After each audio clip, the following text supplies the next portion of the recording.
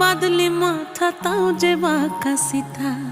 মেদিনীপুরে রায়না চিরন বাঁকুড়ার ওই ফিতা, আর যতন করে বাঁধলি মাথা তাও যে বাঁকা সিথা। পেছ পায়